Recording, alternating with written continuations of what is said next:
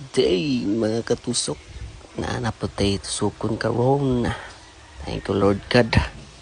First na itong buhaton sit up sa diha. Hygiene ba? Piyo na tarong para wala ang mga bakterya diha. Sa good day ni. Iwas infection ba? Tanganan na siya para hygiene. Diya para matik na ng tanan. Huwag tang ng mga kagwang diha. Okay, so atong project day na to karon no is dragon Japanese concept ba. Wapog birada atong busing try mao ni atong design. Purchase na siya. Medyo dako-dako atong project ron mga katusok. Nahirapan ako maksakalisod ani. Pero kaya ron ni noon sa bukutan ni. O din akong gamit ng stencil. Black Magic Stencil Solution.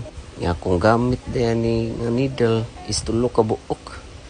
2 ka pang lining ug 1 ka pang shading. 7RL o 11RL ang lining. O 15 curve magnum ang pang shading. Nga ang color sa ink is triple black, solid black o gray wash ug maroon.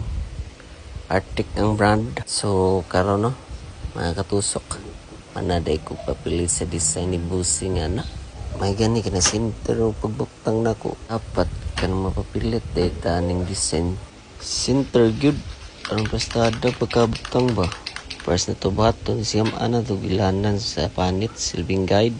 Itaplak na dayon ang design. Mao na siya pneumatic ba? So karon mga katusok ikatulgan na daning lupitan. Ya pang mata niya. Isampit siya break sa daw kadiyot. Yang bakbakan na may largo na pinamatik na human na dayon na sa budugayan. Mao na niya akong final outcome.